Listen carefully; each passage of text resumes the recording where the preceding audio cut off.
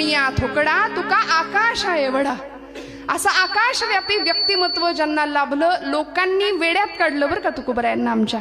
असे रस्त्याने निघाले तर माणसं म्हणायचे बघा बघा येडा तुक्या चालला म्हणून. आमच्यापैकी सुद्धा असं एखादं तरुण व्यक्तिमत्व कीर्तनाला यायला निघालं की लोक काय म्हणतात, येडं चाललं, है की नाही. कारण कीर्तन प्रवचन हे सगळं म्हाताऱ्या माणसांनीच करायचं असा एक समाजाचा समज आहे. त्यामुळे तरुण पिढी फारशी इकडे यायला, आणि ज्याला काही येत नाही त्यांनी कीर्तन करावं असा समज आहे बहुतेक समाजामध्ये. ज्याला काही येत नाही ती मंडळी धोतर नेसतात, ज्याला काही येत नाही ती मंडळी कीर्तन करतात. पण असं आहे का हो? तुम्ही आम्ही सगळे या मार्गावरचे पायीक आहोत, या वाटेवरचे पायीक आहोत. हे आमचं तुमचं सगळ्यांचं भाग्य आहे. नामदेव महाराज म्हणले जन्मोजन्मी आम्ही बहु पुण्य केले, तेव्हा या विठ्ठले कृपा केली.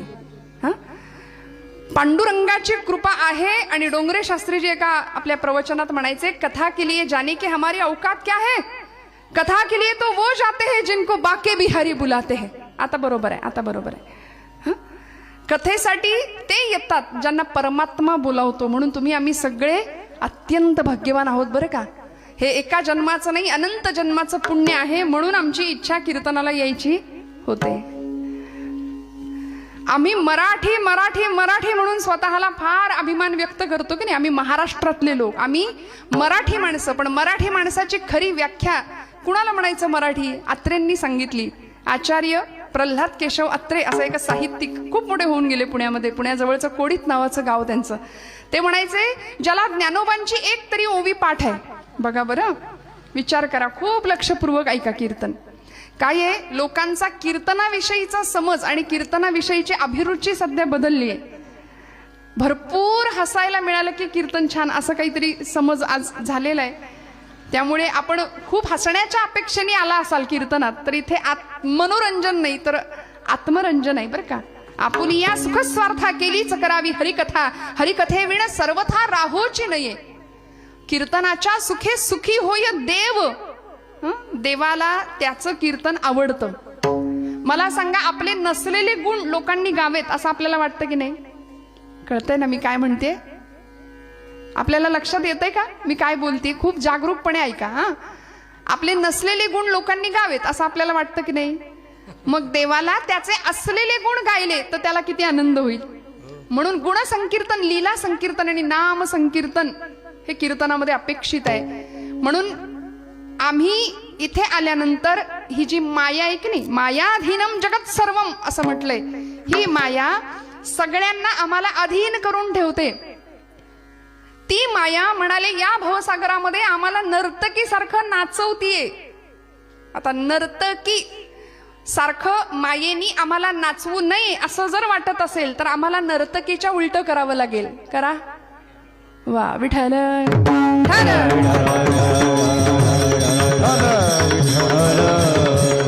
मग हे कीर्तनाचं बेसमेंट जर काय असेल, कीर्तनाचा मूळ गाभा जर काय असेल तर तो नाम आहे. आणि हे नाम म्हणाले कसं घ्यायचं? नामच्या उलट करायचं. कसं घ्यायचं? मनापासून घ्यायचं. त्यामुळे अतिशय अंतःकरणपूर्वक आणि मनःपूर्वक मनापासून कीर्तनाला हजर राहा बरं का. बरेच मंडळी देहाने हजर असतात पण मन इथं नाही. घरी कुलूप नीट लागला असेल का? लागलं असेल की नाही या चिंतनात आम्ही इथं बसतो. 10 वेळा येताना ओढून बघू, आल्यानंतर त्याच कुलपाचं चिंतन इथं करू. त्यामुळे इथे चिंतन फक्त परमात्म तत्व, फक्त अध्यात्म, भगवंताच्या गुणांचं, लीलांचं आणि त्याच्या नामाचं, त्याला ज्यांनी मोठं केलं अशा संतांचं महत्व सांगणारं आजचं कीर्तन. विठ्ठल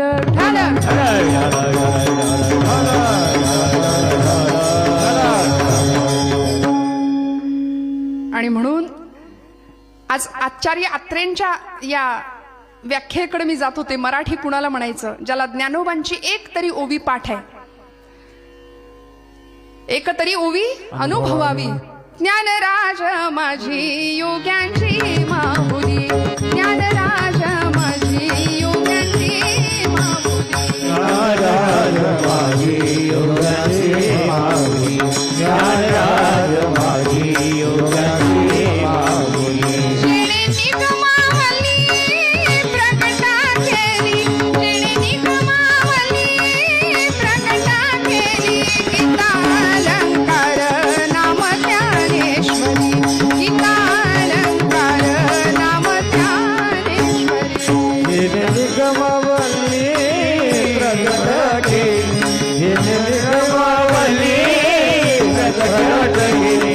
बाराव्या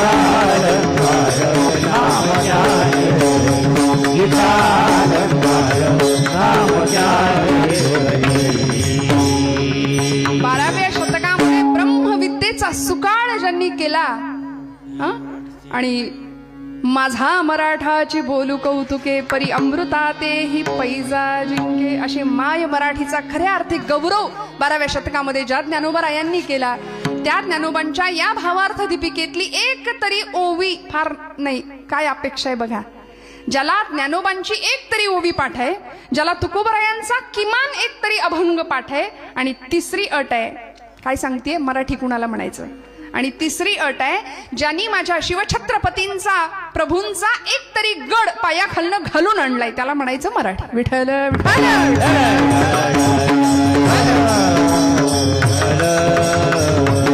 आमच्या स्वतःचं जरा निरीक्षण केलं तर आमचं एक आहे आणि दुसरं नाही अशी गत आहे की नाही. कुणाची ओवी पाठ असेल, कुणाचा तुकोबांचा अभंग पाठ असेल, कुणी शिवप्रभूंचा गड सर केला नसेल, पण ज्या महाराष्ट्रामध्ये आम्ही राहतो ज्यांच्या कृपेनी इथे शांतपणे कीर्तन ऐकतोय त्या छत्रपती शिवप्रभूंची जयंती आता तारखेनुसार 2 दिवसांनी आहे.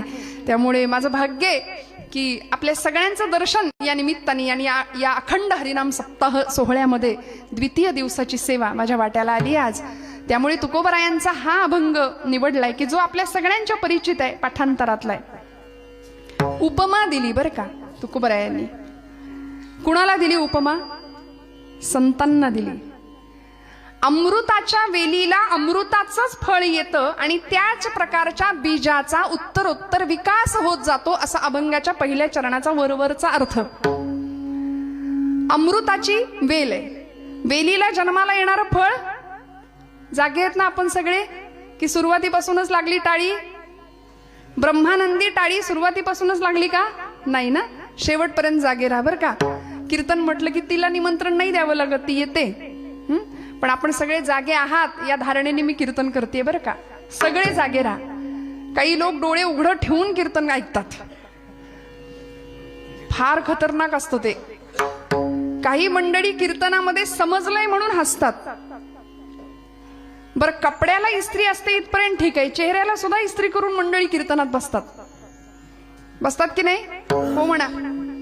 इथं तसं आहे का?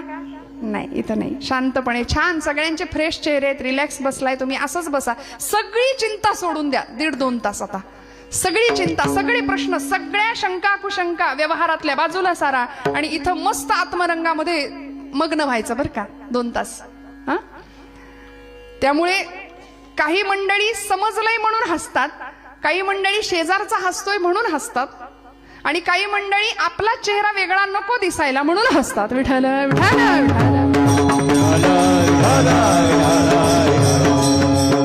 आपण जरा मागे बसलात, आमचा वर्ग तुम्हाला मागे का ठेवलंय मला माहिती नाही. सगळीकडेच आम्ही पुढे आहोत, मग आपण इथे मागे कशा काय हा प्रश्न पडलाय जरा मला आल्यापासून. अशीच असते का बैठक व्यवस्था? नाही का? आजच केलंय का असं? बरं, आज आपला दिवस आहे बरं का महिला मंडळ. आणि आज माझ्या परमभाग्याने इथे आल्यानंतर मला असं कळालं की इथे अत्यंत थोर अशा तपस्विनीची समाधी आहे. हरिभक्त परायण आमच्या काशीमाई. आणि आल्यानंतर त्यांच्या चरित्राविषयी, त्यांच्या व्यक्तित्वाविषयी मला ऐकायला मिळालं की माझं भाग्य आहे की या भूमीमध्ये की ज्यांच्या पदस्पर्शानं पावन झालेली एक स्त्री संत म्हणूया आधुनिक काळातली, या काळातली, की आज या भूमीमध्ये मला येता आलं. म्हणून आपण सर्व महिला वर्ग आज अत्यंत आनंद राहा बरं का. सगळ्या चिंता सोडून द्या. मस्त कीर्तन ऐका, जागेपणी कीर्तन ऐका. अमृताची फळे अमृताची वेली तेची पुढे चाली बीजाची.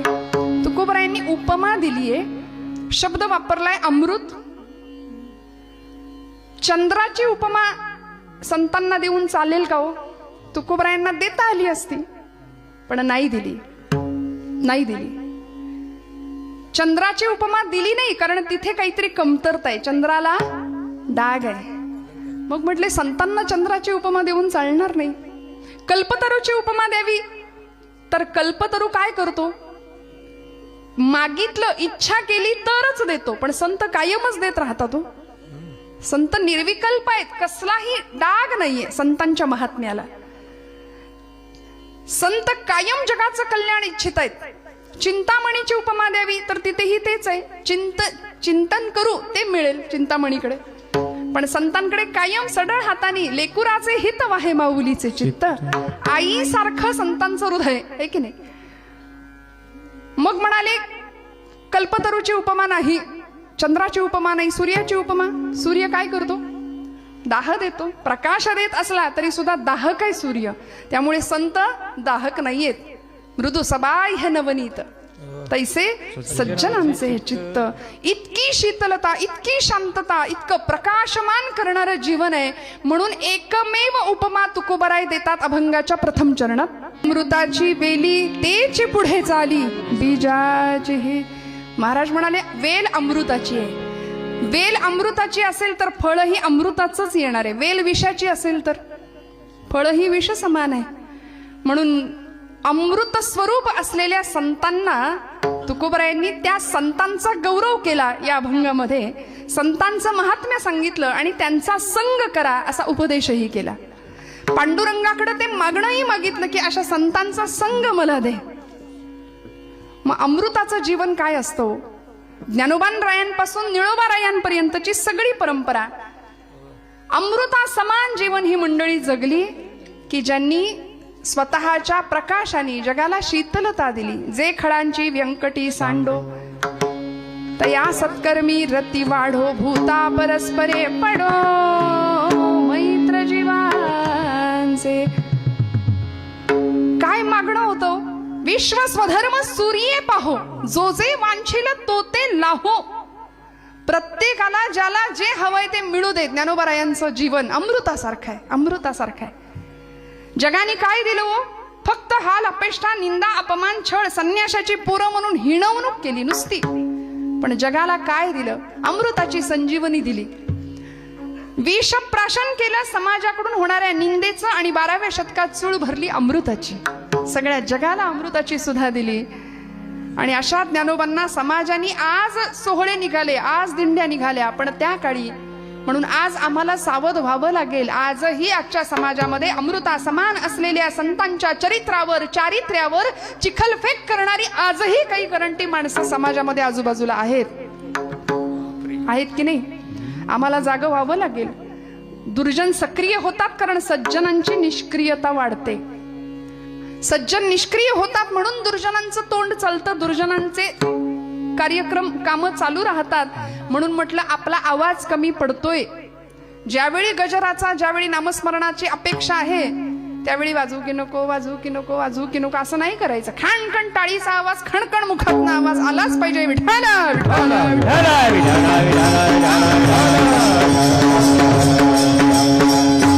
मी तर म्हणते आपला आवाज अयोध्येत गेला पाहिजे. थेट उगिलेवाडी ते अयोध्या जाईल का? हो म्हणा. जमेल का?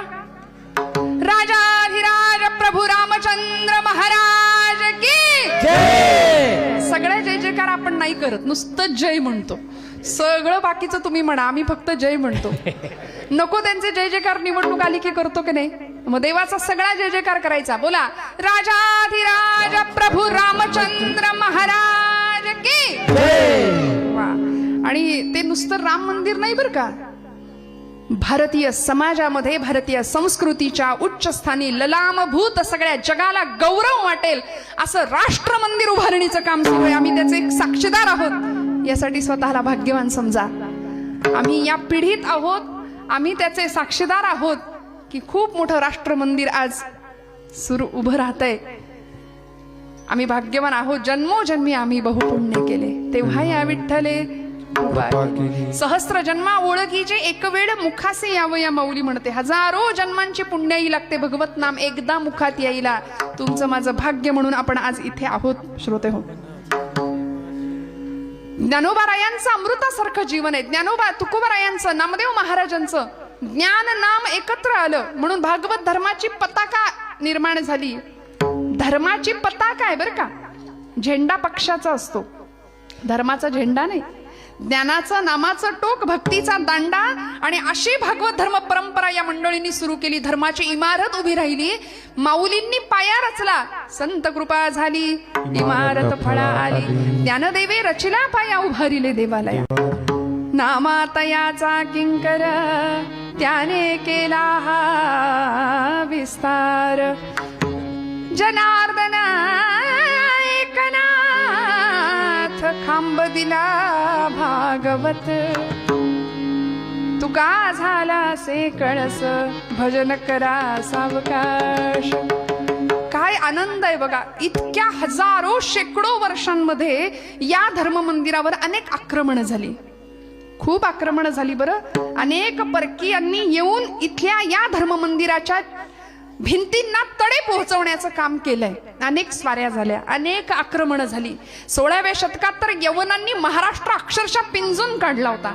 लढाया कुणाच्याही असो, स्वाऱ्या कुणाच्याही असो, पण घरदार जळून राख व्हायची ती मराठी माणसाची. अन्याय अत्याचार व्हायचा तो मराठी मुलखाचा. जाळपोळ लुटालूट नव्हे, आपल्याच घरातल्या बाया माणसांची अब्रू लुटताना डोळ्या देखत बघण्या पलीकडे दुसरा इलाज आणि पर्याय उरला नव्हता. अशी भयान भीषण अवस्था. आणि या धर्म मंदिरावर अनेक प्रकारे प्रहार करण्याचा प्रयत्न केला. पण माझ्या ज्ञानोबा माऊलींनी 12व्या शतकामध्ये स्थापन केलेलं धर्म मंदिर आज तुमच्या माझ्या मनात आहे. आज इतक्या वर्षानंतर सुद्धा त्याच्या चिऱ्याला सुद्धा तडा नाही गेला. लाखो वारकरी आजही पंढरपूर आळंदीच्या वाऱ्या करतात. का? ते मंदिर तुमच्या माझ्या मनात आहे हो. ज्ञानोबा तुकोबा हे रसायन झालंय आमच्या जगण्याचं, हा मंत्र झालाय आमच्या जीवनाचा. समाजाने अनेक प्रकारच्या हाल अपेक्षा देऊन सुद्धा जगाला अमृत दिलं. भगवान शिवांनी समाजाकडून होणारा सगळा निंदेचा ओघ पचवला. समुद्र मंथनातनं निघालेलं हलाहल स्वतः प्राशन केलं आणि जगाला अमृताची सुधा दिली, संजीवन दिलं. एवढंच नाही तर आमचे नामदेव महाराज, तुकोबा, एकनाथ महाराज वारकरी संप्रदायाची सनाथ परंपरा करण्याचं काम, क्रांतिकारक काम नाथांनी केलंय. म्हणून या सगळ्या मंडळींना जगाने निंदाच दिली पण अमृतासारखं काम केलं. म्हणून तुकोबाराय संतांना उपमा देतात अमृताची. बरं म्हणाले, वेल अमृताची असेल तर फळ अमृताचं जन्माला येईल. महाराष्ट्राच्या या भूमीमध्ये 2 दिवसांनी त्यांची जयंती आहे म्हणून मला मोह आवरत नाही. असं एक अमृताचं फळ एका वेलीने जन्माला घातलं. एक शककर्ता राजा महाराष्ट्राच्या भूमीला मिळाला. समाजाची अवहेलना पाहावली नाही म्हणून 5 वर्षाच्या लेकराच्या डोळ्यात स्वप्न पाहिलं होतं आणि त्याला विचारलं, बोल राज्य स्थापन करशील का? आज तुमच्या माझ्या घरातली 5 वर्षाची पोरं आठवून बघा जरा. आणि 5व्या वर्षी दिव्य स्वप्न बघायला शिकवलं कुणी? आईने. म्हणून मोठ्या माणसांवर जबाबदारी आहे. बरं, येथ वडील जे जे करीती तया नाम धर्म ठेविती तेची येर अनुष्ठिती सामान्य सकल. मोठ्या माणसांवर जबाबदारी आहे. आईने दिव्य स्वप्न बघितलं लेकराच्या डोळ्यात नव्हे, पोटात असतानाच, गर्भात असतानाच त्याला म्हणायची, ये बाळा, आजूबाजूला 400 वर्षांचा गुलामीचा अंधकार पसरलाय आणि तो तुला दूर करायचाय. गुलामीच्या शृंखला, साखळ्या तोडून टाकायचे, बोल येशील? तेव्हा ते बाळ असं गर्भातच मुठी आवळत होतं. हा, आणि आई बाळाला सांगत होती, ये, आल्यानंतर सगळा अंधार आहे. पण एखाद्या छोट्याशा ज्योतीने ठरवलं जळायचं तर मोठ्यात मोठ्या अंधाराचा नायनाट पराभव करता येतो. माझ्या राजा जळण्याच्या तयारीने ये म्हणायची, जळण्याच्या तयारीने ये. कारण आल्यानंतर सगळा गुलामीचा अंधकार आहे. माणसं परागंदा होऊन देशोधडीला लागली होती. देवळातला देव सुरक्षित नव्हता, वेधशाळेतला वेद सुरक्षित नाही, तरुणांचा पराक्रम नाही, स्त्रियांचं शील राखलं जात नव्हतं, वृद्धांचं जीवन सुरक्षित नव्हतं, काहीच सुरक्षित नव्हतं महाराष्ट्रात. आपल्याला स्वतःची बाजू नव्हती, स्वतःचं सिंहासन नव्हतं. का? कारण आम्ही विचार करायला तयार नव्हतो. आमची मनगट मुरदाड झालेल्या अवस्थेमध्ये, इतरांची गुलामगिरी करण्यामध्ये स्वतःला धन्यता मानणारी आम्ही सगळी मंडळी. आणि अशा वेळी एका मातेने, एका अमृताच्या वेणीने आपल्या गर्भातल्या बाळाला सांगावं की तू ये आणि इथे येऊन काय कर, खऱ्या अर्थी पारतंत्र्य दूर कर, गुलामीच्या शृंखला तडातड तोडून टाक आणि महाराष्ट्रात न्यायाची, नीतीची, साम्राज्याची स्थापना कर, स्वराज्य स्थापन कर. जन्माला आले शिवनेरी किल्ल्यावरती. शिवाई देवीचा कृपाशीर्वाद, शिवाजी नाव ठेवलं. शिस्त वा वात्सल्य, जी जिद्द यांचा त्रिवेणी संगम ते छत्रपती शिवाजी महाराज. त्यांना जन्म देणारी, शिक्षण देणारी जिजा माता, जिजाई नाव आईचं. काय नाव होती हो? जी जिद्द, ज्या जाज्वल्य, देशप्रेम आणि ईश्वर निष्ठा यांचा त्रिवेणी संगम ती जिजाई माऊली. म्हणून म्हटलं नावामध्ये सुद्धा फार मोठं सामर्थ्य आहे बरं. आज आपण पुण्याला आलात ना आमच्या, तर बालगंधर्व रंगमंदिरासमोर झाशीच्या राणीचा पुतळा आहे, बघितला असेल कित्येकांनी. अशी झाशीची, मेरी झाशी नाही दूंगी म्हणून अशा घोड्यांनी दोन्ही टापावरती उचललेल्या, पाठीमागे त्या दामोदराला बांधलेल्या, हातामध्ये समशेर, अशी राणी उभी आहे. आणि ती राणी उभी आहे बालगंधर्व रंगमंदिरासमोर. बालगंधर्व म्हणजे नारायण श्रीपाद राजहंस खूप मोठे नाट्यकर्मी होऊन गेले. त्यांनी स्त्री पात्रामध्ये काही भूमिका केल्या. ते बालगंधर्व, ज्यांनी पुरुष असून स्त्रीनी कसं असावं ते शिकवलं, ते बालगंधर्व. आणि ही झाशीची राणी, ज्यांनी स्त्री असून पुरुषांनी कसा पराक्रम करावा हे शिकवलं, ती झाशीची राणी. हे अत्रे म्हणायचे बरं का. हे दोघं समोरासमोर आहेत, ही पुणेकरांची खासियत आहे. याला म्हणायचं पुणेकर. विठ्ठल विठ्ठल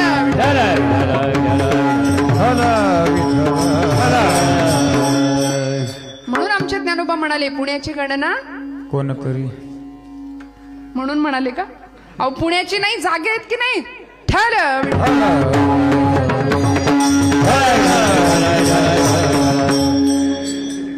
आपल्याला काही कळत नाही हे सुद्धा कळावं लागतं. आणि हे ज्याला कळलं त्यालाच सगळं कळलं. कळलं का? तुम्ही म्हणाल काय शब्दच्छल करताय ताई तुम्ही. असो, काय करू, माझी पद्धतच ती आहे. आमच्या तुकोबरायांचं जीवन अमृतासारखं, अमृतासारखं. अमृताच्या वेलीने अमृताच्या फळाला जन्म द्यावा आणि त्या फळावरती योग्य संस्कार करावेत, असं अमृतमय जीवन. 5व्या वर्षी त्याला सांगितलं, बोल राजा, करशील का स्वराज्य स्थापन. त्यांनी सांगितलं, हो आऊसाहेब, आपली इच्छा आणि आपला आशीर्वाद असेल तर हे राज्य होईल, ही काळ्या दगडावरची रेष आहे.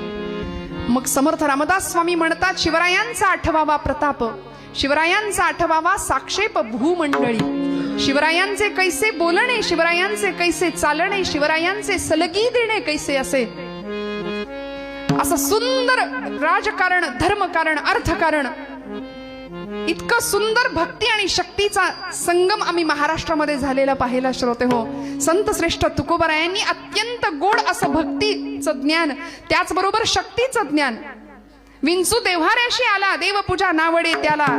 अफजल खान महाराष्ट्रावर चालून आला, त्यावेळी छत्रपती तुकोबरायांची भेट होताच तुकोबराय सांगतात, राजा विंचू देव्हाऱ्याशी आला, देवपूजा नावडे त्याला. तेथे पैजार असे काम, अधमाशी तो अधम. अरे वेड्या, आपल्याच देवतांना फोडणारा अफजल खान, त्याला तू शिल्लक नाही ठेवायचं. पाया झाला नारू, तेथे दिबव्याचे काम. आणि असं अमृतासारखं जीवन घडवण्यामध्ये या सगळ्या महापुरुषांचा वाटा होता. जिजाई माऊली आपल्या राजाला घडवते. आपल्या 19व्या शतकामध्ये अजून एक नाव, अमृतासारखं जीवन, त्यांना योद्धा संन्यासी असा पुरस्कार दिला जगाने. काय म्हटलं? खूप लक्ष देऊन ऐका. मला माहितीये तुम्हाला काहीतरी वेगळं ऐकल्यासारखं वाटत असेल, पण हे ऐकणं गरजेचं आहे. मला सांगा, कीर्तनामध्ये आपण प्रपंचामध्ये सासू असते की नाही? तो सासूरवास असतो का? आता तुमच्या आवडीचा विषय निघाला की कशा कळ्या खुलल्या बघा.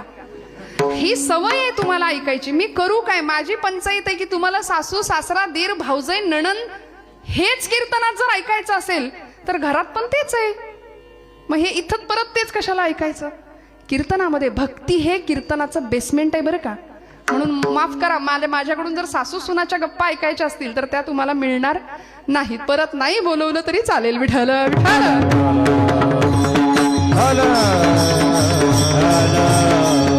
कीर्तनामध्ये सासू कशाला पाहिजे? कीर्तनात सून कशाला पाहिजे? कीर्तनात फक्त देव आणि भक्त. हा, अद्वैती तो नाही माझे समाधान, अद्वैती तो नाही माझे समाधान, अद्वैती तो नाही माझे समाधान, अद्वैती तो नाही माझे समाधान. देवुनी निराळा, देवुनी निराळा राही माझा देव भक्त पाळा, सुखाचा सोहळा देव भक्त पाळा, सुखाचा सोहळा. काय म्हणले तुकोबराय? अद्वैती तो माझे नाही समाधान, ठेवून निराळा राही मज. भगवंता, मला अद्वैत नको, मला द्वैत पाहिजे, तू आणि मी.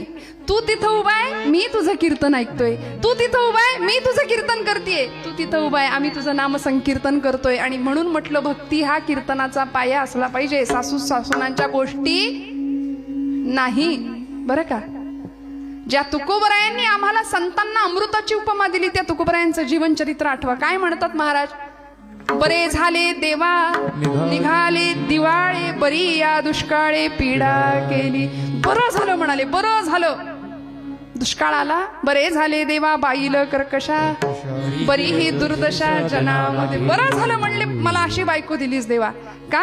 कारण येता जाता उठता बसता अखंड पांडुरंगाला शिव्यांची लाखोली व्हायची आमची जिजाई माता. वाईट नव्हती बरं, अंतःकरणामध्ये प्रचंड प्रेमाचा झरा होता. पती देवाच्या माध्यमातून विश्वदेवाची उपासना करायची अवलामाई. रोज तुकोबराय प्रपंचाकडे लक्ष नाही. दुष्काळात लोक गांजले, माणसं परागंदा झाली, नवे गुरं ढोरं अन्न पाण्या वाचून मरून गेली. आणि अशा वेळी घरामधलं सगळं अन्नधान्य देऊन टाकलं लोकांना. कर्ज खत 14 पोती भरून कर्ज खत होती महाराजांच्या घरात. ती सगळी इंद्रायणीच्या डोहामध्ये बुडवून टाकली आणि रिकामे झाले. संसार तापे तापला तोची परमार्थी भला, या न्यायानी सगळं देऊन टाकलं. आणि पांडुरंग पांडुरंग करत घरातनं बाहेर पडायचे. एकदा आळंदी, एकदा पंढरपूर, एकदा पंढरपूर, एकदा आळंदी. घरात थांबायला तयार नाही. उरला वेळ भामनाथाचा, भामचंद्राचा भोरप्याचा डोंगर. डोंगरावर जाऊन बसावं. पांडुरंग हरी वासुदेव हरी, पांडुरंग हरी वासु, अखंड नामस्मरण. पण आवलीला चैन पडायचं नाही. ती विचारायची, धनी तुम्ही रोज लोकांचं पाय पकडण्यासाठी जातायसा, पर माझ्या संसाराची पार धुळधाण झाली, त्याच्याकडे वाईस बघा. तुकोबरायांनी म्हणावं, आवले अगं जिजे, अगं कशापायी काळजी करतेस? अगं ज्यानं चोच दिली तो चारा देणारच आहे ना व, कशाला चिंता करतेस? तो सगळ्या चिंतांचं हरण करणारा माझा पांडुरंग तिकडे विटेवर उभा आहे, तू कशाला चिंता करते? आणि मग घरातली पोरं 4-4 दिवस उपाशी, 15-15 दिवस तुकोबराय घरात नाहीत. ही श्रीमंताची लेक होती पण स्वाभिमानी होती. घरात नाही, शेजारी कामं करायची, दळण कांडण शिवणं टिपणं काय असतील ते. पूर्वीची माणसं गरीब होती पण मनानं श्रीमंत होती. आता मनाची श्रीमंती संपली. पैसा हेच सर्वस्व झालंय आज समाजाचं. मला सांगा, सगळ्या जगाची भूक काय आहे सध्या? काय आहे? फक्त पैसा, सत्ता, संपत्ती, लौकिक, मानमरात, प्रतिष्ठा. सगळी मंडळी एवढं जपायसाठी जीवाचं रान करतायत, हाडाची काढ करतायत, रक्ताचं पाणी. वा वा, याला म्हणायचं मग आता तुम्ही जागे आहेत नक्की ना? विठाल विठाल.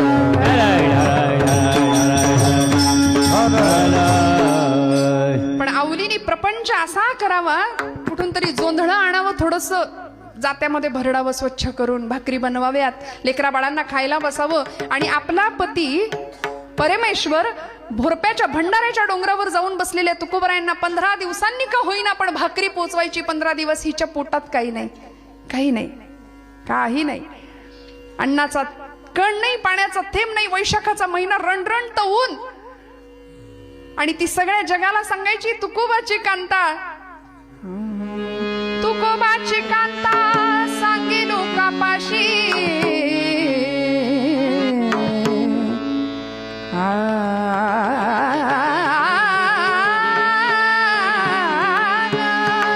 तुकोबाची कांता सांगे लोकापाशी, जातो माझा वेडा पंढरीची, जातो माझा वेडा पंढरीची, जातो माझा वेडा पंढरीची, जातो माझा वेडा पंढरीची.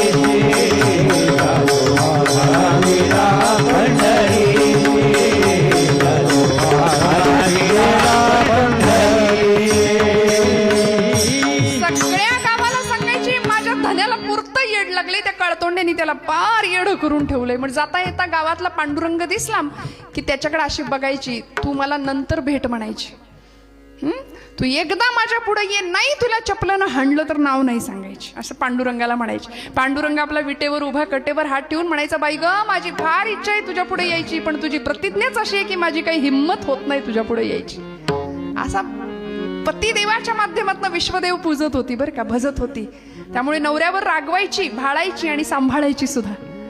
आणि मग 15 दिवस झाले. आज निघाली भाकरी घेऊन, एका पाटीमध्ये भाकरी घेतली, त्याच्यावर असं कापड झाकलं, ठेचा घेतला, झुणका घेतला, तोंडाला अजिबात पाणी सुटू देऊ नका. छान शेतकऱ्याच्या घरचं जेवण, वा वा. आणि असं तुंबा घेतला, कडू भोपळा, त्याच्यामध्ये पाणी भरून घेतलं आणि निघाली वाटेनी चालत चालत. वैशाखाचा महिना, पायात चपला नाही, दरिद्रता, 18-20 दारिद्र्य, अशी अवस्था घरामध्ये, प्रचंड दरिद्र. आणि गरिबीचं वस्त्र ज्यांनी ओढलंय ना, त्याला आजही समाजात सख्खा भाऊ सुद्धा ओळख देत नाही. पैसेवाला जर समोर ना असला, नातं नसलं तरी त्याला रावसाहेब काकासाहेब म्हणून त्याच्या मागं फिरतील. ही पैशाची किमही आहे. आज होतं ते वस्त्र नेसलं आणि निघाली बरं का वाटेनं चालत चालत चालत. वैशाखाचा महिना, रणरणत ऊन, पायात चप्पल नाही, करवंदीच्या जाळ्या लागल्या भोरप्याच्या डोंगराकडे जातानाच्या. आणि अनाहूतपणे वाटेमध्ये पडलेला एक काटा, त्या काट्यावर गचकन पाय पडला आणि अर्धा वीत लांबीचा काटा टाच फोडून बाहेर आला. भळभळभळ रक्त व्हायला लागलं. मटकन खाली बसली, तुंबा फुटला, पाणी सांडून गेलं, भाकरी मातीत पडली. आणि काट्याच्या वेदनेपेक्षा जास्त वेदना झाली जेव्हा नवऱ्यासाठी आणलेली भाकरी मातीत पडलेली बघितली. पटकन भाकरी घेतली आणि त्याही परिस्थितीत, मेल्या काळतोंड्या, अरे कशापायी माझ्या मागं लागलायस म्हणून पांडुरंगाला शिव्यांची लाखोली. आणि त्या परिस्थितीत, त्याही अवस्थेत भगवंत म्हणतो, आली या आघात निवाराया. आला भगवंत पांडुरंग परमात्मा. वेश बदलला, विटेवरनं खाली उतरले, विचार केला आहे असाच तिच्या पुढे जाऊन उभा राहिलो तर आपलं काही खरं नाही म्हणले, म्हणून रूप बदललं. गुराख्याच्या पोराचं रूप घेतलं, काळा दोरा गळ्यात घातला, लंगोट लावली, घुंगराची काठी, कांबळं टाकलं पाठीवर, निघाले तिच्या मागे येऊन उभं राहिले. हाक मारली, माय काय झालं ग? ती म्हणली, मेल्या काळतोंड्या, इतके दिवस या भागात कधी दिसला नाहीस आणि आता कुठून आलायस? तो म्हणला, तू बोलवलं म्हणून आलोय. बरोबर, जास्त बोलू नको म्हणली, माझ्या पायात गेलाय काटा, तुला काढता येतो का? ते हसले म्हणले, माय आतापर्यंत कैकांचे काटे काढलेत मी. माझी हिस्ट्री जर वाचशील तर अशा अशांचे काटे काढलेत की त्यांची नावं पुसली इतिहासात. न बोल, काढू का तुझा मुडद्या? बघतो काय, काढ की काटा म्हणून पाय दिला आवलीने. आणि असा पाय घेतला. देव इच्छी रज चरणीची मागणी. काय भगवंतांच्या अमृत हस्ताचा स्पर्श अवधीच्या पायाला झाला. श्रोते हो, पायातली वेदना संपली, काटा केव्हा निघाला कळलं नाही. पाय झपकन मागे घेतला, भाकरी घेतली. डोक्यात विचार आला, एकच भाकरी आहे, हे खाल्ल्याशिवाय राहणार नाही, ते दिल्याशिवाय राहणार नाही. येडं माहिती होतं स्वभाव. प्रार्थना करावी आई मंगळाईला, आणि आई मंगळाई म्हणजे साक्षात जगदंबा आदिशक्ती. ती विचार करते, चला आज हिच्या निमित्तानं का होईना आपल्या नवऱ्याला आपल्या हातचं जेवायला मिळतंय. नाहीतर इलेक्शन लागल्यापासून घरी जेवायला तयारच नाही. त्यामुळे तिने आई मंगळाई म्हणजे आदिशक्ती सगळी कृपा केली. अशा टम्म टरारा फुगलेल्या भाकऱ्या, ठेचा, झुणका, काय थाट होता. आली तुकोबरायांच्या समोर. तुकोबरायांना आवडीने घास भरवायला लागली. हो, अमृताचं भोजन त्या दिवशी करतायत सगळे. समोर आवली, इकडे तुकोबराय, इकडे अनेकांचा बाप असलेला पंढरीश पांडुरंग, इकडे मंगळाई म्हणजे आदिशक्ती रुक्मिणी माता. प्रत्येक जण एकमेकाला घास भरवतोय, मी नाही तू खा असं म्हणतोय. का? परमात्मा तृप्त होत होता. आवलीच्या आयुष्यामध्ये संग मिळाला तुकोबरायांचा. परिणाम असा झाला की पांडुरंगाची कृपा झाली. नव्हे, पांडुरंग परमात्मा आला. काटा सुद्धा टोचू न देण्याची जबाबदारी तो घेतो. फक्त त्यासाठी काय करावं लागेल? तुकोबराय सांगतात अभंगाच्या द्वितीय चरणात. संग देई नारायणा, आयसियाचा संग देई नारायणा.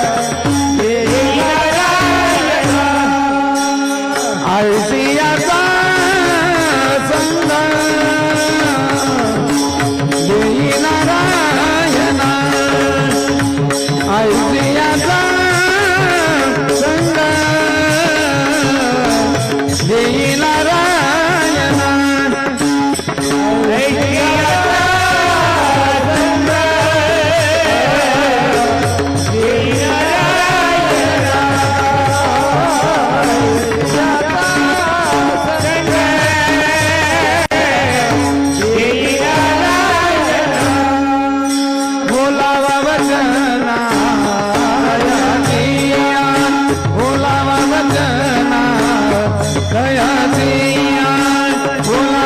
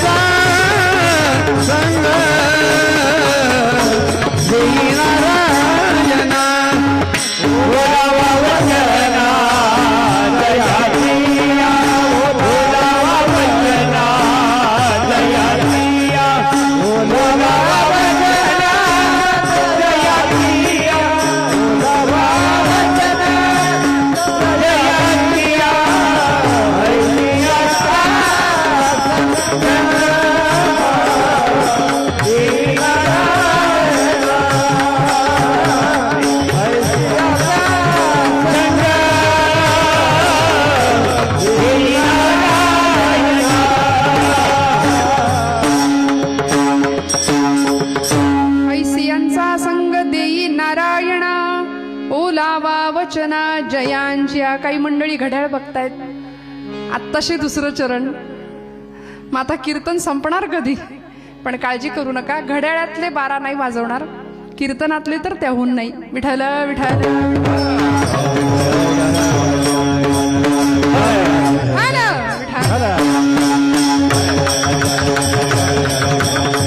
ऐसियांचा संग देई नारायणा ओलावा वचना जयांच्या. काय मागितलं होतं तुकोबरायांनी?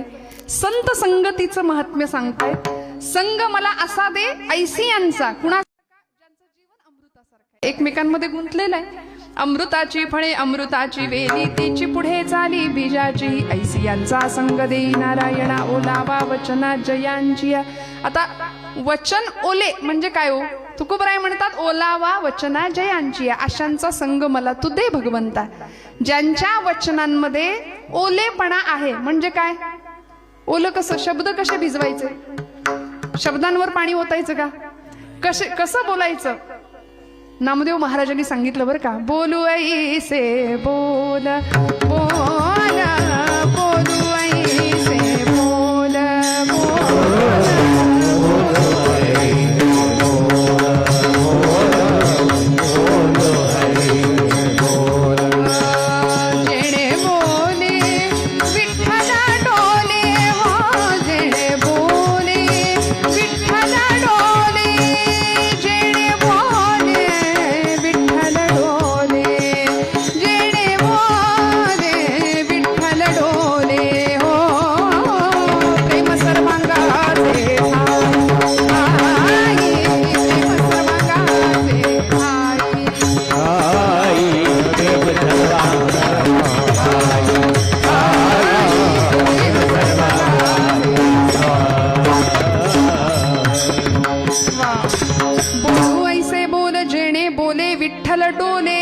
प्रेम सर्वांगाचे ठाई वाचे विठ्ठल रखुमाई.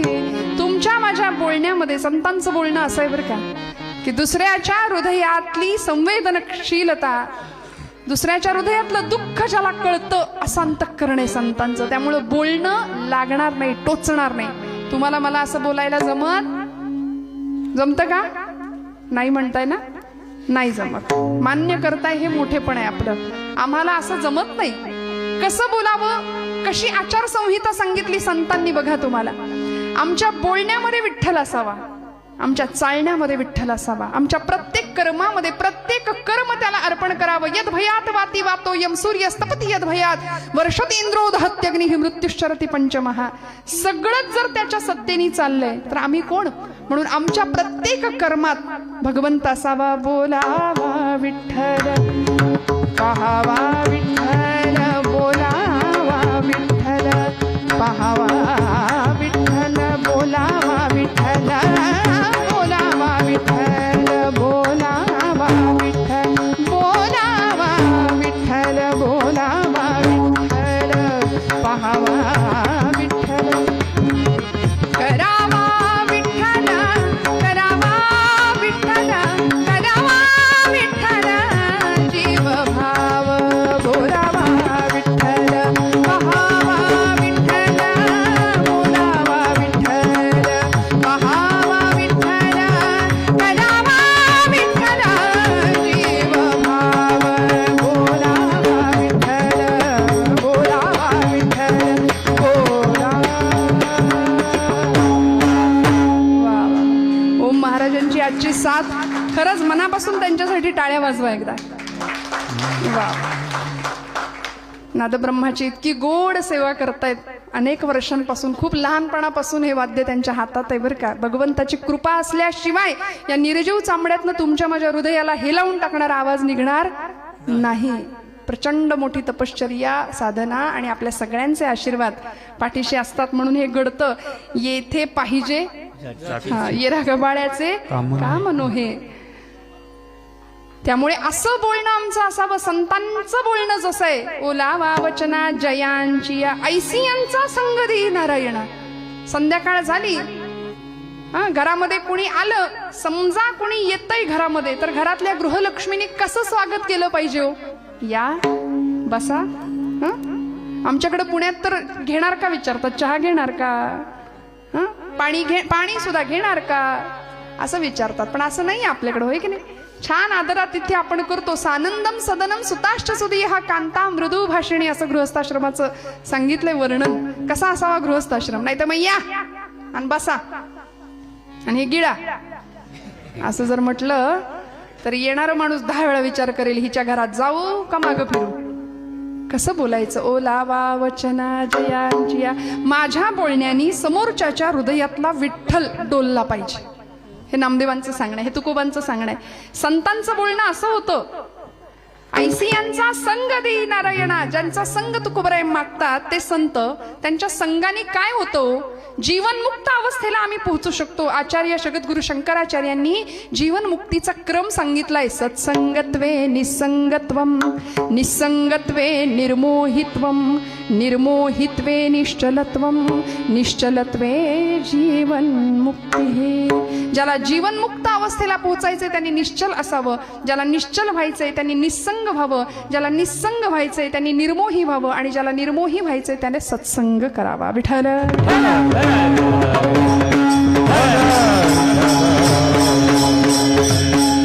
म्हणे संतांचा संग करायला सांगितलं. अमृतासारख्या जीवनाच्या लोकांच्या सहवासात राहायला शिकवलं. मग म्हटले ती माणसं ओळखायची कशी काय? सूर्याचेही चित्र काढो पाहे, परी प्रकाशाचे अंग आणिता नये. मोठ्या जगप्रसिद्ध चित्रकारांनी छान सूर्याचं चित्र, पोर्ट्रेट तयार केलं. मोठ्या कॅनव्हास वरती मोठा सूर्य त्यांनी रेखाटला आणि घरामध्ये ठेवून दिलं चित्र. जागे आहेत का आपण सगळे? लक्ष द्या जरा, छान ऐका बरं का. लक्ष देऊन ऐकलं की कळणार आहे. मोठं सूर्याचं चित्र घरामध्ये आणून ठेवलं आणि अचानक लाईट गेले. कुणीतरी म्हणाला, अरे ते चित्र काढले ते आणा ना, म्हणजे लाईट प्रकाश येईल. तस संन्यासाचे सोंग संपादिता, सांग परिवैराग्याचे अंग आणिता नये. सूर्याचं चित्र आम्हाला प्रकाश देणार आहे का? तसं म्हणाले साधूचं संन्यासाचं सोंग करून साधू बनता येईल का? तुकोबराय म्हणतात, ऐसे संत झाले कली, ऐसे संत झाले कली, ऐसे संत झाले कली, संत झाले कली, ऐसे संत झाले कली, ऐसे संत झाले कली, ऐसे संत झाले कली, हो ऐसे संत,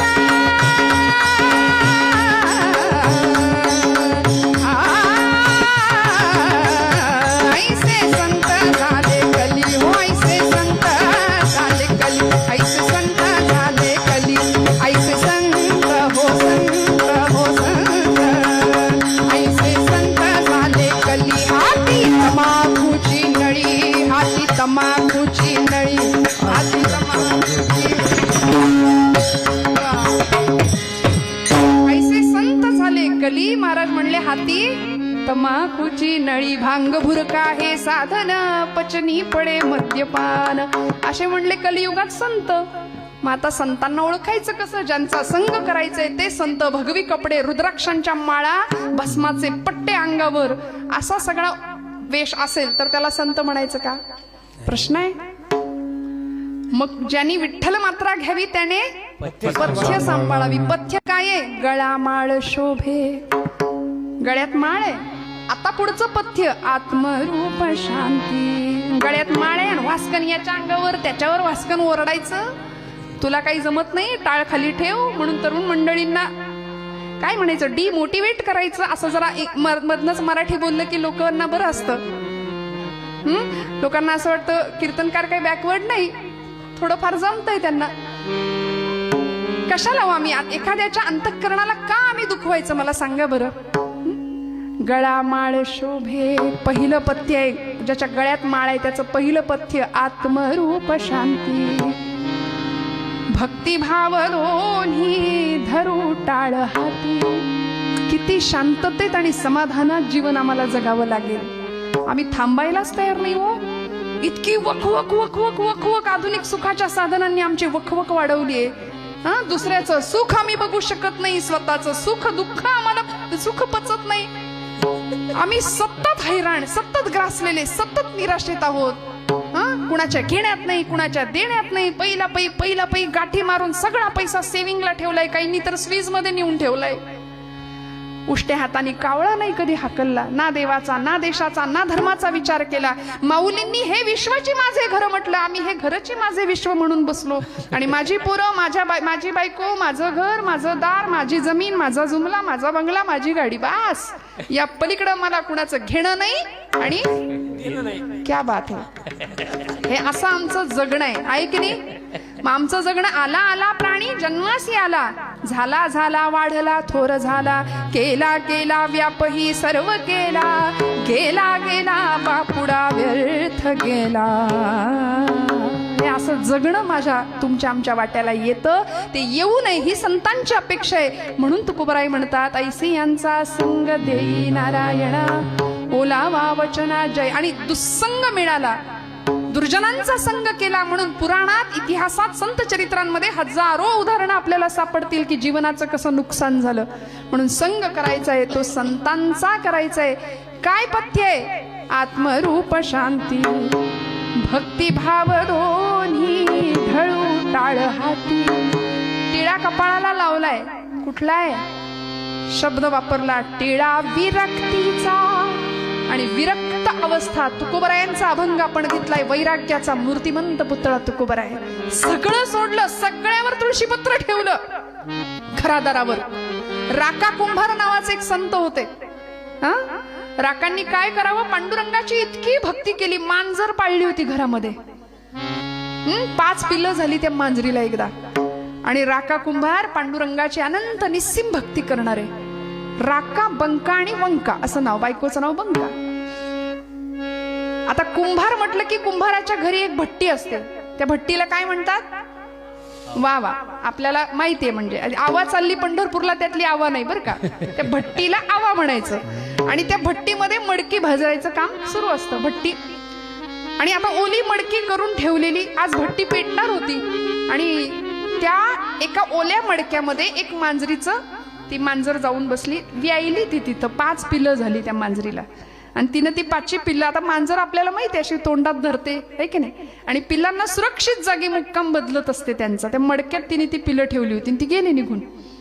आणि या राकानी बरोबर ते कच्चं ओलं मडकं उचललं ज्याच्यात पिल्लं होती, आणि ते मडकं भट्टीत गेलं. भट्टी पेटली, धूर घरातनं बाहेर निघायला लागला. आणि या मांजरीला कळालं, प्राण्यांना सुद्धा कळतं बरं का, की भट्टीत घरातनं धूर येतोय, भट्टी पेटली, मडक्यात माझी पिल्लं आहेत. धावली, येरझाऱ्या घालायला लागली, त्या आगीच्या दिशेनं झेप घ्यायला लागली, राकाचे पाय चाटायला लागली, माझी लेकरं त्या भट्टीत आहेत म्हणून.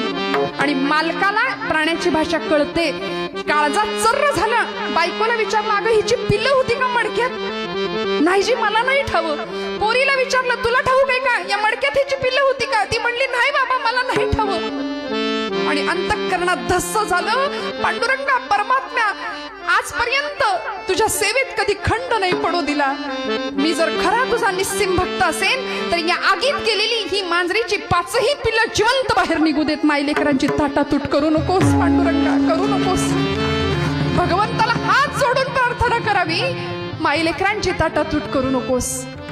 आणि प्रण केला, प्रतिज्ञा केली, म्हणाले, पांडुरंगा, जर मांजरीची पिल्लं जिवंत आगीतनं बाहेर निघाली ना, तर घरादारावर तुळशीपत्र ठेवीन, बाहेर पडेन आणि तुझ्या नामात पंढरपुरात येऊन राहीन म्हणले. याला म्हणायचं निर्धार जो संतांकडे आहे. सगळं सोडून येऊन राहीन म्हणाले तुझ्याकडे. 1 दिवस, 2 दिवस, 3 दिवस उपोषण, अन्न पाण्याचा थेंब नाही, आगीजवळ बसून राहिलेत, भट्टी विजली नाही. आणि 3ऱ्या दिवसानंतर सगळी भाजकी मडकी बाहेर यायला लागली. मांजरीला माहिती होतं कुठल्या मडक्यात माझं पिल्लू आहे. ती धावा घ्यायला लागली आगीच्या दिशेने. राकाने मडकं बाजूला काढलं आणि श्रोते हो, भगवंताची लीला निर्वाणी गोविंद असे मागे पुढे, सकल जीवांचा करीतो सांभाळ, तुझं मुख लिहिलं ऐसे नाही. सगळ्या जीवांचा सांभाळ करणारा परमात्मा भट्टीतनं मडकं जसं बाजूला निघालं, ती मांजरीची पिल्लं 1, 2, 3, 4, 5 तुरु तुरु तुरु तुरु धावायला लागली. आणि असा अधिकार होता म्हणून आगीत निघालेली, भट्टीत गेलेली मांजरीची पिल्लं जिवंत बाहेर आली. हे संतत्वाचं उदाहरण आहे. काय असते तितिक्षा, काय असतो हक्क भगवंतावरचा आपला, काय असतो निर्धार, काय वचनाला धार आहे राका कुंभारांच्या. आणि अशा राकांनी भगवंताला दिलेल्या वचनानुसार घरादारावर तुळशीपत्र ठेवलं. खरा वारकरी, खरा जातिवंत भक्त संत तो आहे. काय समाधान असावं बघा. म्हणून तुकोबराय म्हणतात ऐसियांचा संग देई नारायणा ओलावा वचना जया जिया. ज्यांच्या वचनाला भगवत प्रेमाची ओल आहे त्यांचा संग मला दे. आणि भगवंता असे संत ओळखायचे कसे रे? काय असतो त्यांचा आहार, काय असतो त्यांचा विचार? तिसरं चरण म्हणा. उत्तम सेवाना शीतळ कंठासी. उत्तम सेवाना शीतळ कंठासी.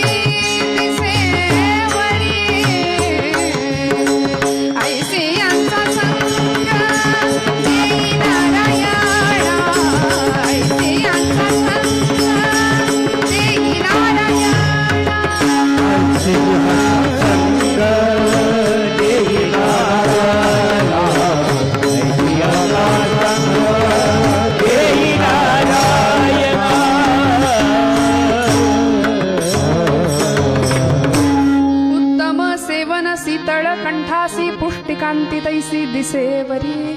ऐसियांचा संग देई नारायणा ओलावा वचना जयांजिया. ज्यांचं सेवन शीतळ आहे, उत्तम सेवन शीतळ कंठासी.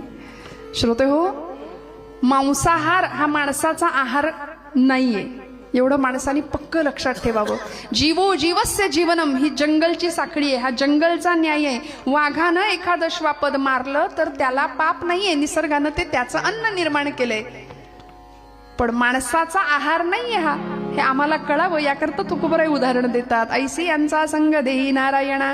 ते ओळखायचे कसे? म्हणाले उत्तम सेवन शीतळ कंठासी पुष्टकांती तैसी दिसेवरी. कितीतरी योगी ध्यानी तपस्वी धारणा योग धारणेच्या जोरावरती वायू भक्षण करून राहणारे संत होते. अनेक संतांची उदाहरणं सांगता येतील.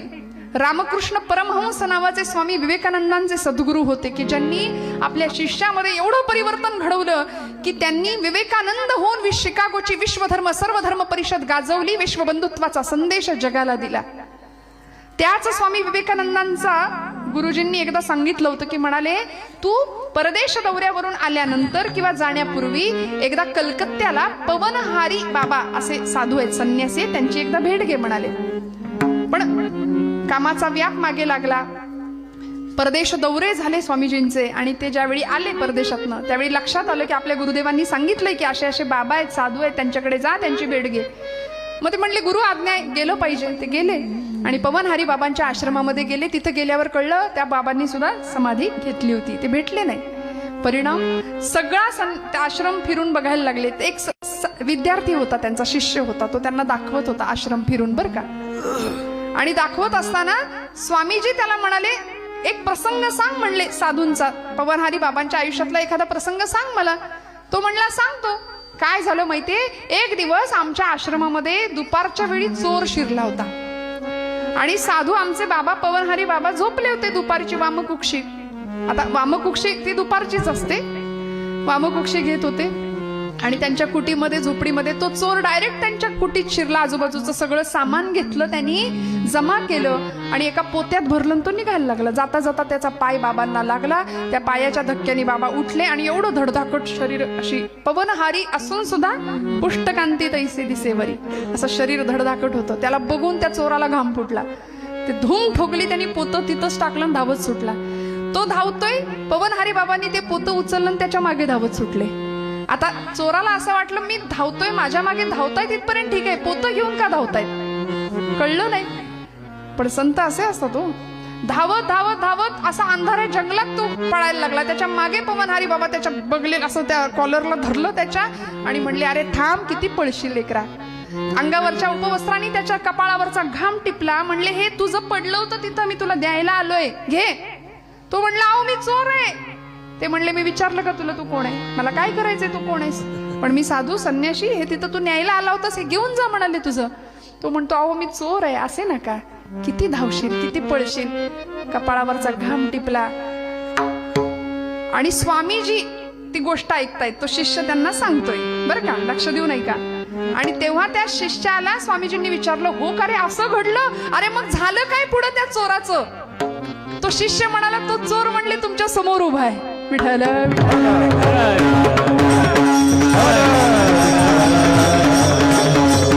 आपणा सारिखे करीती तात्काळ, नाही काळ वेळ तयार. लोह परिसाची नसाहे उपमा. काय काय असते संतांची ताकद, काय असते बघा तुम्ही श्रोते हो. म्हणून उत्तम सेवन शीतळ कंठासी पुष्टकांती तैसी दिसेवरी. संतांना ओळखायचं कसं, कधीच गर्व नाही. गर्वन्नोद्वहते न निंदति परान्नो भाषते निष्ठुरम उक्तंकेन चिदः प्रियंच सहति क्रोधंच नालंबते श्रुत्वा काव्य गुणान् संतिष्ठते मुकवद् दोषान् छादयते स्वयं न कुरुते एतत्सतां लक्षणम्. संतांची लक्षणं सांगितली सुभाषितकारांनी. गर्वन्नोद्वहते न निंदति परान्. गर्व कधीच करत नाही, दुसऱ्याची निंदा नाही. फार मोठा विषय आहे, किती सांगू किती नको. तुम्हाला असं काही संस्कृत बोललं की सगळ्यांचे चेहरे असे होत आहेत की अरे अरे अरे काही खरं नाही. आता सोपा असतो. गर्वन्नोद्वहते कधी ऐकत नाही म्हणून आपल्याला सवय नसते. काय सोपं आहे बघा. गर्वन्नोद्वहते, संत कधी गर्व करत नाहीत. न निंदति परान, दुसऱ्याची निंदा त्यांच्या चित्ताला शिवत नाही. मग आपणही तसंच वागलं पाहिजे की नाही. नाहीतर महिला वर्ग 4 बायका एकत्र जमल्या की हिचं काय झालं, ती कुणाबरोबर गेली, त्याचं काय झालं, सगळ्या गावाचं वर्तमानपत्र आमच्याकडे भेटतं. न निंदति परा नो भाषते निष्ठुरम. निष्ठुर म्हणजे कठोर. संत कधी कठोर बोलत नाहीत. उक्तंकेन चिदः प्रियंच सहते क्रोधंच नालंबते. संत कधी रागवत नाही. क्रोध हा विकार त्यांच्या चित्तात सुद्धा नसतो. अहो, ज्या भगवंताचं गुणगान संत गातात तो भगवंत त्यांनी आपलासा केलाय. भगवंत कसा आहे सांगते, भजन करा. विठोबा रखुमाई जय हो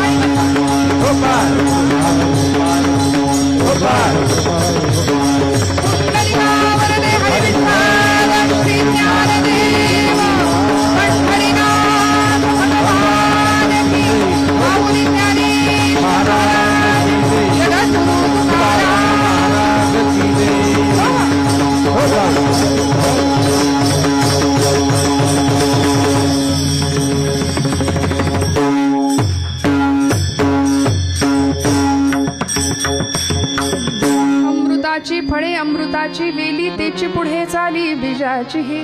ऐसी यांचा संग देई नारायणा, ओलावा वचना जयांची या. उत्तम सेवन शीतळ कंठासी पुष्टकांती तैसी दिसेवरी. ऐसी यांचा संग देई नारायणा, ओलावा वचना जयांची या. तुका म्हणे होय तैसे होई जेथ संगे, वास लागे अंगे चंदनाचा. ऐसी यांचा संग देई नारायणा, ओलावा वचना जयांचिया. क्रोध विकारापासून संत दूर आहेत. षडविकारांपासून संत दूर आहेत. ज्यावेळी ज्या भगवंताची उपासना संत करतात तो संत षडगुणे, तो भगवंत षडगुणेश्वरी आहे. द्वारकेमध्ये ज्यावेळी दुर्वास ऋषी आले होते बरं का, द्वारका नगरी भगवंतांची सोन्याची, आणि दुर्वास ऋषी आले. आता दुर्वास ऋषी म्हणजे दूरवास, त्यांना फार जवळ करायची काही सोयच नव्हती. हातात कमंडलू, शापून भस्म करून टाकायचे मनाविरुद्ध घडलं की. त्यामुळे फार जवळ करायचेच नाहीत लोक त्यांना. ते ऋषी आले द्वारकेमध्ये, म्हणले कृष्णा मला तुझी द्वारका नगरी फिरून बघायची. आणि भगवंतांनी त्यांना रथात बसवलं. मध्यरात्रीच 1:30-2 वाजता म्हणले बसव रथात आणि द्वारका फिरव. म्हणले आत्ता उजाडू दे, म्हणले मग दाखवू. नाही म्हणाले आत्ताच बघायचे, नाहीतर कमंडलू काढीन, पाणी शिंपडेन अंगावर. नाही म्हणले चालतंय. रथात बसवलं, रथाचे घोडे जुंपले आणि स्वतः भगवंत सारथ्य करत बसले. दुर्वास ऋषींना द्वारका नगरी फिरवून दाखवायला लागले. थोड्या वेळ चालला रथ आणि म्हणाले कृष्णा थांब, ते घोडे बाजूला कर म्हणले. घोड्यांची काय गरज आहे? मग म्हणले रथ चालणार कसा? अरे तू आहेस ना. ऋषी होते, गृहस्थाश्रमी होते भगवंत. ऋषींचा अनादर करून चालणार नाही. अतिथीचं स्वागत केलंच पाहिजे, मान राखलाच पाहिजे. तू म्हणाले घोड्याच्या जागी उभा राहा, तू रथ हाक. झालं, घोडे बाजूला केले. अनंत कोटी ब्रह्मांड नायक द्वारकाधीश परमात्मा रथाचं जुमानेवर घेऊन चालायला लागला. ऋषी मागे बसले. काही अंतर रथ चालून गेला. म्हणले कृष्णा थांब, नाही तर कमंडलू काढतो. थांबले भगवंत. म्हणले दुसरी बाजू रिकामी आहे. म्हणले मग काय करू? रुक्मिणी कुठं आहे? झोपली, उठव तिला, आण म्हटले. भगवंत म्हणले नको, माझी रुक्मिणी नाजूक आहे. म्हणाले नको तिला, मी नेतो ना तुम्हाला. कृष्णा रुक्मिणीला आण, नाही तर कमंडलू काढेल. झालं, रुक्मिणीला उठवून आणलं. रुक्मिणी आई साहेब जगत जननी आदिशक्ती दुसऱ्या बाजूला. भगवंत म्हणताय तू नुसतं नाटक कर, मी सगळं नेतो म्हणले, सांभाळतो. आणि रथ बराच पुढे चालत गेला. आदिशक्ती जगन्माता रुक्मिणी आई साहेब आणि इकडं अनंत कोटी ब्रह्मांड नायक जगत चालक अनेकांचा बाप असलेला परमात्मा दोघ जण रथ हाकतायत. दुर्वास ऋषी रथात बसलेत. कधीही पाघळणारं नाही असं हृदय त्यांचं. प्रचंड क्रोधिष्ट आणि कोपिष्ट असलेले ऋषी त्या क्षणाला काही अंतर चालून रथ गेला आणि दुर्वास ऋषी म्हणतात कृष्णा थांब. अरे रथातनं खाली उडी टाकली, धावत गेले, पाय धरले भगवंताचे. म्हणले तुला इतकं छळतोय मी कृष्णा, तुला राग नाही का रे येत? राग नाही का येत? परमात्मा भगवंत म्हणतात राग येतो ऋषीवर, पण कुठं रागवायचं ते कळतं. म्हणाले मी इथे नाही रागवणार, पण शिशुपालाचे 101 अपराध भरेपर्यंत माझं काउंटिंग चालू होतं. 91, 92, 93, 94, 99, 100 आणि 101व्या अपराधाला सुदर्शन चक्र काढलं आणि धडा वेगळं मस्तक केलं राजसूय यज्ञामध्ये. रागवायचं कुठे हे आम्हाला कळलं की आमचे प्रपंच सुखी झाले. विठ्ठल